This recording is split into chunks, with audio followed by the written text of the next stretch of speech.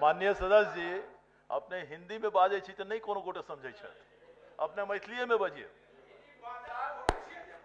बेल्ट्रॉन के कंपनी जे कर्मी है उनका जीएसटी 18% काटल जाए छै, वेतन में जीएसटी काटल जाए छै, यह जुलूम है, ए जुलूम के रोकल जाए। भेले ना आप? हाँ ठीक भेले। हो गेला कते बजिए? चलिए माननीय मंत्री। ठीक लगैया।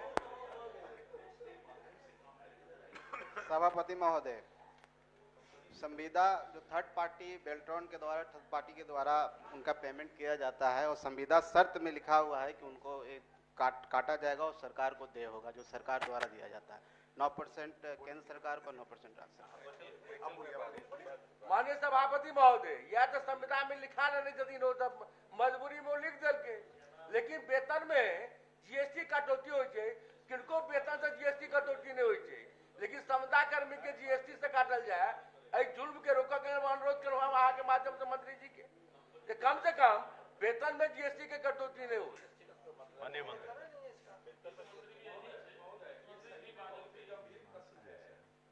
आयकर जो आयकर के दायरे में आते हैं वो स्पष्ट रूप से परिभाषित है।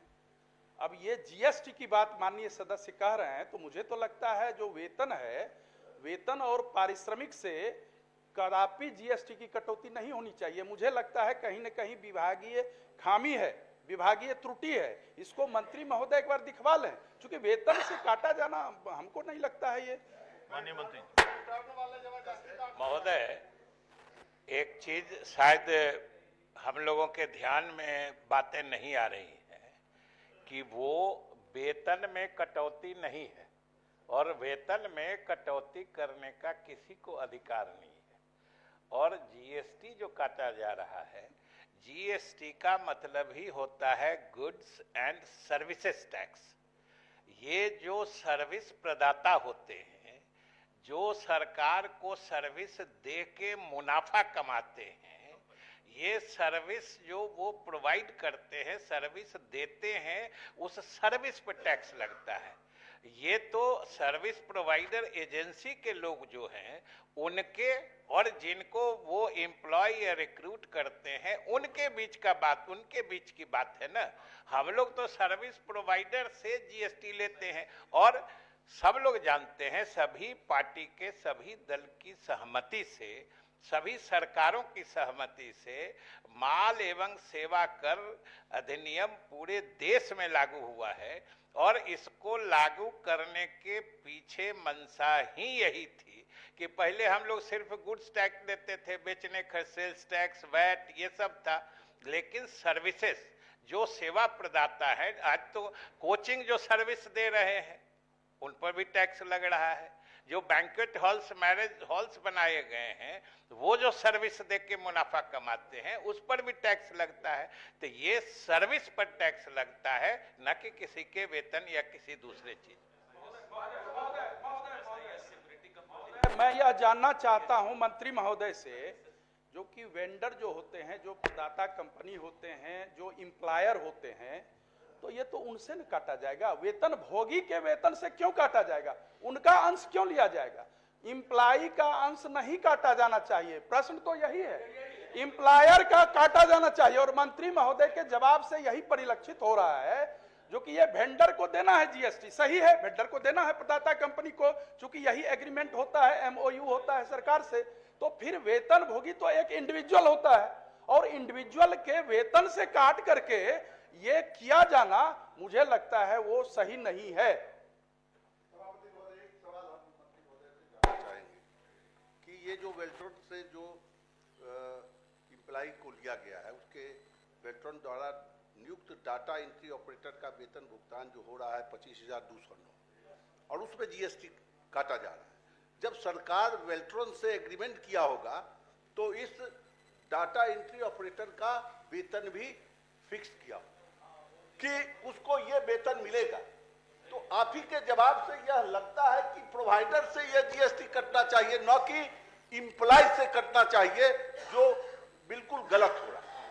महोदय, अगर किसी विभाग में बेल्ट्रॉन नियुक्त करके देता है तो वहां पर बेल्ट्रॉन ही सर्विस प्रोवाइडर है, ये समझना चाहिए कि सर्विस ले कौन रहा है, एक्चुअल काम किसका है और आदमी चुन के कौन दे रहा है। मैं हमेशा कहता हूं कि जो सर्विस प्रोवाइडर है, जो उस सर्विस का फायदा उठा के नियोजित होना चाहते हैं, ये उन दोनों के बीच का होता है।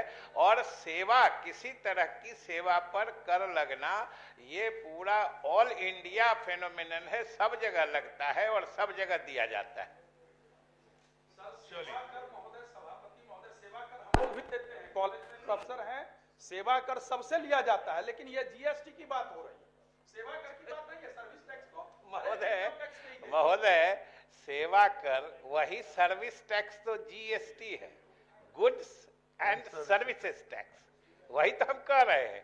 पहले जो अलग अलग तरह के टैक्स लगते थे, जो सेल्स टैक्स था, फिर वो वैट बन गया, वैल्यू एडेड टैक्स बन गया, सर्विस टैक्स था, अलग अलग था, उन सबों को समाहित करते हुए एक जीएसटी बनाया गया है, जिसको वन नेशन वन टैक्स के जो मतलब दायरे में लाया गया है। अब अलग अलग टैक्स नहीं लगता है। महोदय, वो कंपनी पैसे कितने लेती है और जो इम्प्लाई है उसको देती कितनी है, ये भी तो स्पष्ट होना चाहिए।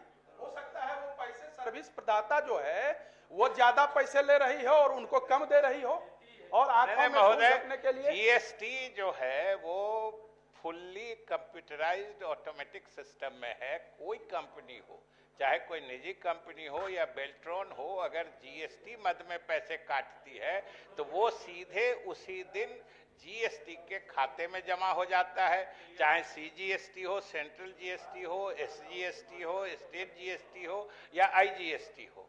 और जिस भी खाते में पैसा जाता है, चाहे सेंट्रल जीएसटी में या स्टेट जीएसटी में, दोनों के खाते से पैसा आधा आधा, दोनों जगह जहां भी दीजिएगा, आधा आधा केंद्र सरकार और राज्य सरकार के बीच उनका बंटवारा होता है। चलिए, प्रश्न संख्या 69 आखिरी है, प्रोफेसर गुलाम गौस जी।